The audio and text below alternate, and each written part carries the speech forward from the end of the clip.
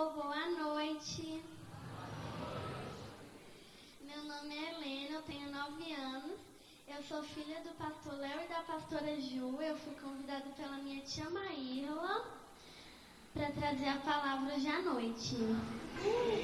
Eu estou muito feliz e honrada por esse convite. Por favor, abre a Bíblia em 1 Coríntios 13:13.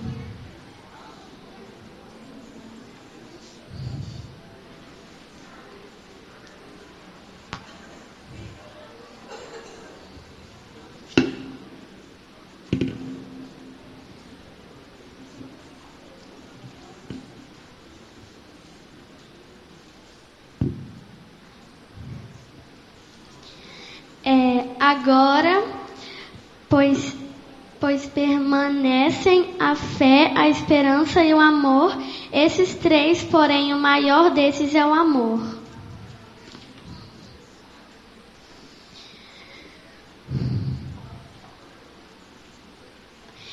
Hoje em dia, eu vejo pessoas que estão amando, tristes, que precisam de amor. Pessoas sem esperança, que querem que o futuro delas seja ruim, que o mal para as pessoas, e não é isso que Jesus quer. Por exemplo, Judas traiu Jesus, não amou e não teve esperança, se matando. Primeiro ponto, a fé. O que é a fé? A fé é acreditar que aquilo vai dar certo, crer que temos um Deus que ama e que Ele está sempre do nosso lado. Nessa noite você precisa encher seu coração de fé, porque sem a fé é impossível conhecer a Deus. Por exemplo, Abraão, ele recebeu a promessa e teve fé para ser um pai de multidões. Segundo ponto, a esperança. Você tem que ter a sua vida cheia de esperança. Em Deus, em você mesmo, na sua família, nas pessoas, em tudo que tem vida. Você precisa acreditar que Deus tem o melhor para você e muitas surpresas boas para você. Por exemplo, felicidade, férias, brinquedos, comida, lar. Eu quero ler um texto sobre a esperança para você. Jeremias 29:11.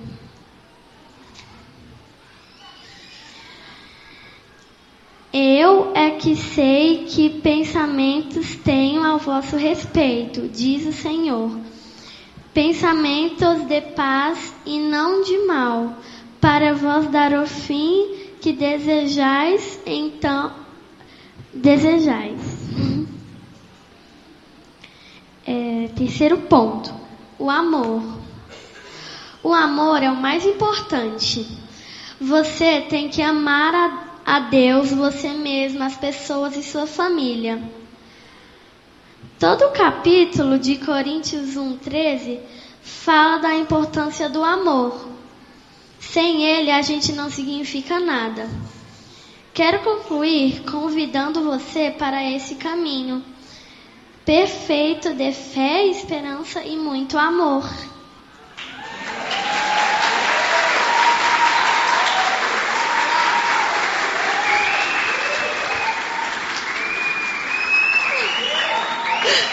Parabéns, minha filha, por ministrar o caminho perfeito. Eu quero aproveitar e continuar um pouquinho, porque foi tudo ela mesmo, assim. Eu vou dar conta, porque eu sei a emoção. É muito grande. A palavra de Deus diz, né, que da boca dos pequeninos sai o perfeito louvor. E há mais ou menos, exatamente, eu estava ali querendo me lembrar, 1 ano atrás. Nós estávamos num momento, eu e Helena, na cama já para dormir, porque os dias que o pastor Léo está de plantão, eu revezo, cada um fica comigo, né? E nesse dia era Helena. E a gente começou a conversar, e eu tô assim, muito puxando a pastora Maíla, espiritual, até as brincadeiras com os meninos, ela puxa sempre uma conotação espiritual. Aí eu falei, minha filha, Jesus te ama, vamos orar aqui. A gente na cama começou a orar, e a Helena começou a tremer. E eu fiquei, meu Deus, que a gente que é pai fica assim, né? Ai, aleluia. E ela começou a ser tomada por Deus. E orar, e começou a falar em línguas. E eu falava, fala em línguas, porque realmente a gente fica incentivando. Ela tinha sido batizada no Espírito Santo, no encontrinho tremendão. E eu falei, filha, fala, começa a orar. E a gente começou a orar, e ela começou a falar em línguas, e ela começou a profetizar sobre ela. Aí eu peguei o celular, eu tenho essa gravação, e ela começou a falar, mamãe, você vai ver, eu vou pregar com 9 anos. Isso tem 1 ano, irmãos. Eu vou pregar com 9 anos, você vai ver, eu vou ser usada por Deus, eu vou falar do amor de Jesus. E ela falou assim, mais ou menos uns 5 minutos, várias profecias sobre ela, eu assim chorando, emocionada, porque ela falava em línguas e chorava. E eu sabia que naquele momento ela estava sendo tomada por Deus. E aí eu peguei e fui mostrar para minha irmã, né, muito emocionada, a primeira vez que aconteceu assim, gente, eu nem tinha aceitado Jesus com 9 anos. Meu Deus, aceitei Jesus com 13. Minha filha com 8 já está nesse quebrantamento. E a Maíla, a pastora Maíla virou para mim e falou, Ju, e vai acontecer. Eu falei, minha irmã, por favor, como é que Helena vai pregar? Sabe quando você fala assim? Não. Ela falou, Deus vai separar esse momento. E eu confesso para vocês que quando a pastora Maíla nos desafiou a fazer esse culto ainda no mês de outubro, direcionado e dirigido pelas crianças, a gente chegou em casa e eu falei, Helena, Igor, vocês querem fazer alguma parte? Helena, você quer fazer ofertório? Ela falou, eu não quero fazer ofertório, eu quero pregar. Disse, Helena, não, filha, você não... Mamãe, eu quero falar depois que faz oferta. Não tem aquele momento depois que faz oferta? E ela me lembrou da profecia que Deus tinha falado através da vida dela. Sabe o que eu quero ministrar e aproveitar sobre essa palavra que ela disse sobre fé, esperança e amor? Que a gente precisa ter fé de fato. Mas sabe em quem que a gente precisa ter fé, como a Helena disse aqui? A gente precisa ter fé na pessoa certa. Vire para o seu irmão e diga assim, você precisa ter fé na pessoa certa. Está tendo fé demais no emprego. A gente tem fé demais, às vezes até no cônjuge, na pessoa que está perto de nós. Mas a pessoa mais certa da gente ter fé nessa noite é o Senhor Jesus. Nós precisamos acreditar, irmãos, que o nosso Deus, Ele é real, Ele nos ama, que Ele é um Deus verdadeiro e que todas as coisas cooperam para o nosso bem. Deus, eu tenho fé, porque a gente vê isso. As pessoas não estão com falta de fé hoje. As pessoas estão com falta de fé em Deus. Pode olhar. Eu tenho fé no meu celular, eu tenho fé num bom concurso, num bom emprego, eu tenho fé no meu lazer, eu tenho fé em quem está perto de mim. E às vezes a gente vai quebrando, se decepcionando. E diante dessa palavra que Helena ministrou hoje, 1 Coríntios 13, versículo 13, 3 coisas são muito importantes na nossa vida. E a primeira delas é fé, mas não é fé em qualquer coisa. É fé naquele que pode todas as coisas. Sabe qual é um versículo de fé que sempre tem que ter na nossa boca? Filipenses 4:13. Qual é, irmão? Posso todas as coisas naquele que me fortalece. Essa é a fé de 1 Coríntios 13. Segunda coisa que ele não falou, muito importante aqui. Nós precisamos ter o que também? Esperança. Mas esperança? As pessoas também estão tendo esperança. Mas esperança onde? No lugar errado. Se nós temos esperança, e se a nossa esperança está nas coisas terrenas, nós somos as pessoas mais tristes dessa terra, porque a nossa recompensa não está aqui. Nós não somos daqui. Ei, você não é desse mundo.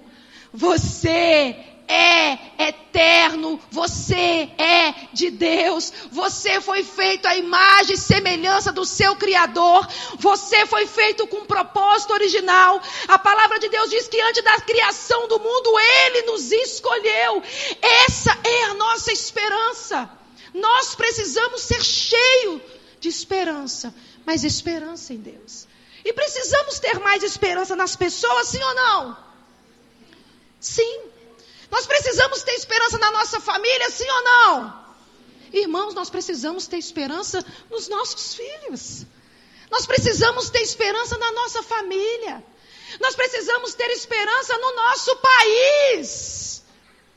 Porque eu não sei, eu estava pregando ontem, falando isso num culto.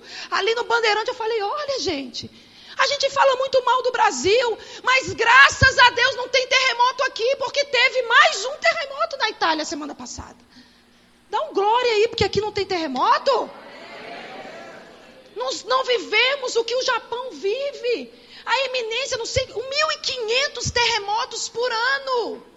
Irmãos, tem uma estatística no Japão que tem um terremoto para acontecer, que eles falam nos próximos 18 anos, já era para ter acontecido, que Tóquio vai ser partido no meio, vai submergir.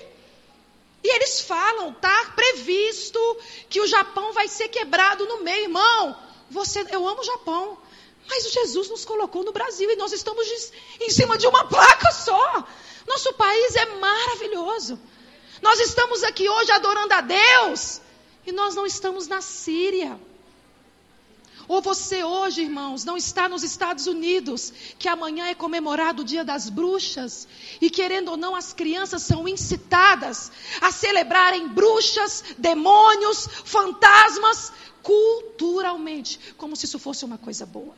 Você sabia que nos Estados Unidos existe uma festa para as meninas de 15 anos perderem a virgindade? Ah, mas os Estados Unidos é tão maravilhoso. Agradeça a Deus, porque você nasceu no lugar certo. Tenha esperança pelo seu país. Deus te colocou aonde? Seria maravilhoso nascer não sei aonde. Mas Deus nos plantou aqui. Vamos ser cheios de esperança. Nós temos que ter esperança pela nossa família, pelos nossos pais, pelos nossos irmãos, pelos nossos filhos, pelo nosso cônjuge. 3 coisas permanecem. A fé, a esperança. Eu tenho um Deus. E quem que você espera? O que é esperança? É esperar por alguma coisa. A Helena falou. Você tem que ter esperança em Deus. Você tem tido esperança em Deus? Você tem esperado que Deus vai agir na sua vida? Nós precisamos encher. A palavra de Deus diz que nós precisamos renovar a nossa esperança. Porque é fácil, irmãos. A gente vê uma menina de 9 anos falando com tanta simplicidade sobre esperança. Porque ela enfrentou poucas coisas na vida dela ainda. Porque às vezes o que falta da gente, me fala, se o que falta da gente ter um coração cheio de esperança, não são as coisas que a gente já passou na vida, sim ou não? Não é verdade? Mas a Bíblia diz em Marcos 10, que foi o texto que a Dani falou aqui mais cedo, que Jesus estava caminhando e as crianças vinham até ele e os discípulos diziam, para de importunar o mestre com as crianças. E Jesus os repreendeu, dizendo, deixai vir a mim os pequeninos, porque deles é o reino dos céus. E ele admoesta a nossa vida hoje, dizendo, se você não tiver a simplicidade, sabe o que é essa simplicidade nessa noite? Se você não tiver a esperança que uma criança tem, nós não vamos entrar no reino dos céus.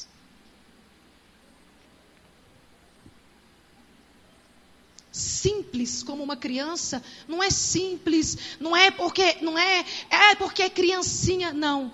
É porque uma criança sobe no altar e fala sobre esperança. Acredite, é fácil você falar de esperança. Você não tem a vida que eu tenho, porque nós estamos medindo a nossa vida pelo que nós vivemos. Mas uma criança não faz isso. Ela mede a vida dela realmente pelo poder do Deus dela.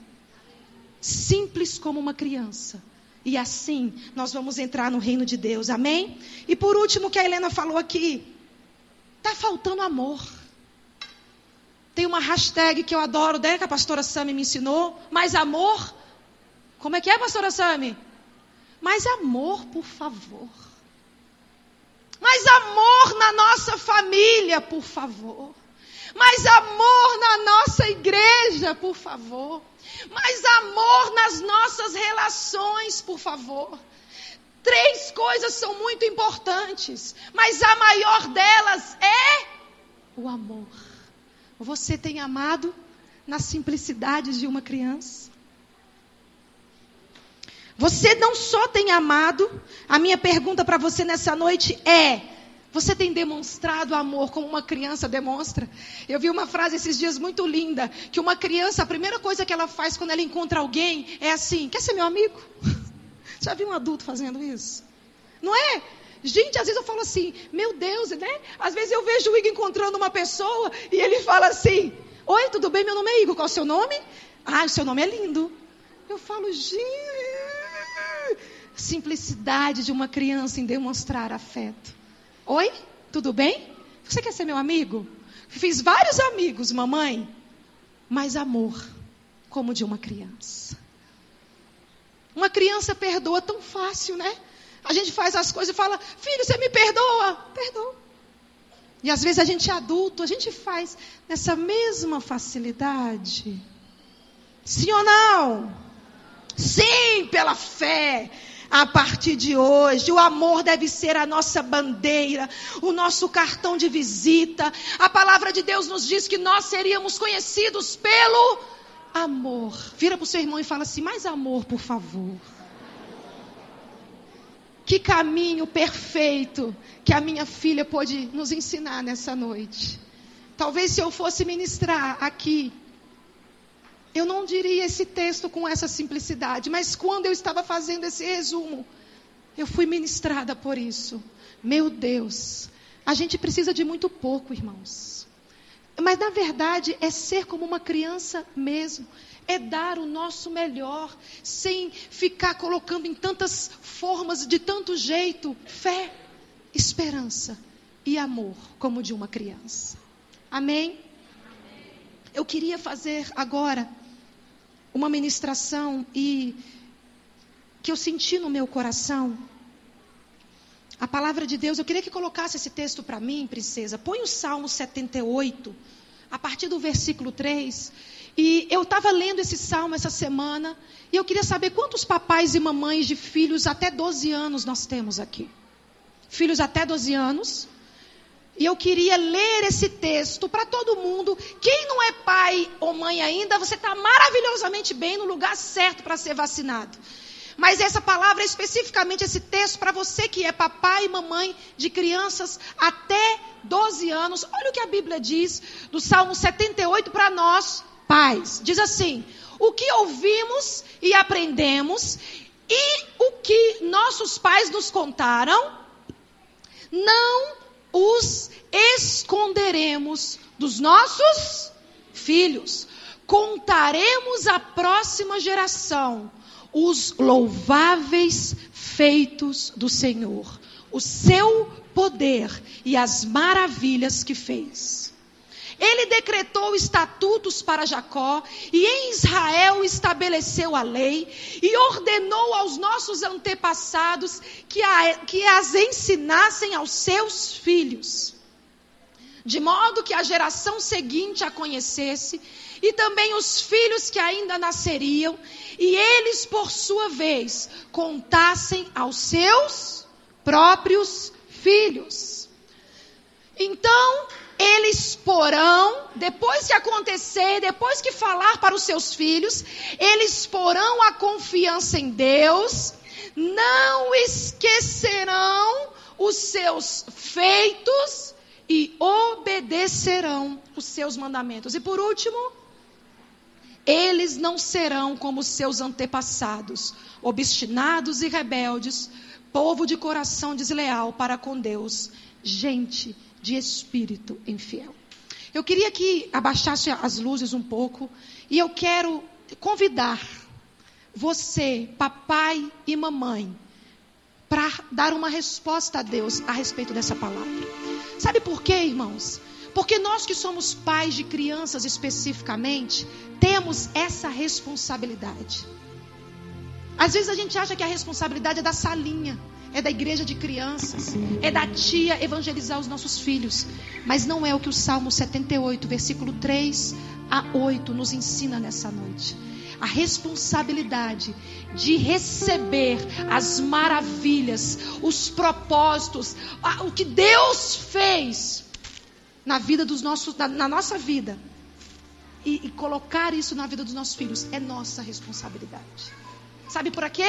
Para que amanhã eles não sejam uma geração infiel. Nós, pais de crianças, precisamos ministrar aos nossos filhos o quanto Deus é poderoso. Nós, pais, precisamos ministrar aos nossos filhos sobre fé, sobre esperança, sobre amor. Nós, pais, precisamos ministrar aos nossos filhos sobre perdão, sobre milagre, sobre reconciliação, sobre poder de Deus, sobre maravilhas. Nós precisamos ministrar aos nossos filhos os nossos testemunhos com Deus, os nossos momentos de intimidade, as nossas experiências. Nós, pais, passamos para a próxima geração o Deus poderoso que nós temos. Então você que é pai, você que é mãe, eu quero convidar você a vir aqui na frente hoje, porque eu quero orar com você. Eu quero pedir para as crianças, elas vão impor as mãos. Nós vamos vir aqui ao altar, nós vamos nos ajoelhar e as crianças vão colocar a mão sobre a nossa cabeça e elas vão nos abençoar para que tenhamos essa boca profética, para que tenhamos esse testemunho para passar para a próxima geração de um Deus poderoso, de um Deus que tudo pode, de um Deus criador dos céus e da terra, de um Deus que tem todo o poder. Você que é pai, você que é mãe, você que quer fazer de forma intercessória por um sobrinho, fica à vontade. Mas eu quero desafiar vocês, pais. Se até hoje você não tem vivido o Salmo 78, se os teus filhos de alguma forma não têm visto a grandeza de Deus através da tua vida, e eu nem digo da tua vida, através das tuas palavras, através do teu testemunho, através da tua história, eu quero te pedir agora, fale com o Senhor. Diga: Deus, eu estou no teu altar, porque eu me comprometo. E eu quero pedir, Leia, me ajuda para as crianças já colocarem as mãos na cabeça dos adultos e lançar a palavra de ousadia. Senhor, nós estamos na tua presença nessa noite. Nós dizemos ao Senhor, Pai, nós entendemos que somos os responsáveis, assim como a Helena ministrou, Senhor, para demonstrar a fé, para marcar os nossos filhos com fé, para marcar os nossos filhos com esperança. A esperança que eles vão viver quando forem adultos será colocada através de nós. E o amor do Senhor, o amor perdoador, o amor incondicional nos perdoa, Jesus, por todas as vezes que não fomos bocas, por todas as vezes que não fomos boca do Senhor dentro dos nossos lares, por todas as vezes, Senhor, que nossas palavras não disseram o que o Senhor diz sobre os nossos filhos. Pai, nesse culto profético dirigido pelas crianças, nós dizemos que nós nos comprometemos a demonstrar aos nossos filhos, à próxima geração, Senhor, as tuas maravilhas.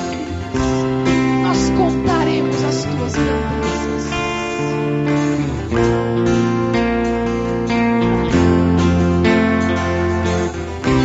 Fale com o Senhor. Lance por terra as palavras de maldição. Se comprometa a declarar palavras de bênção.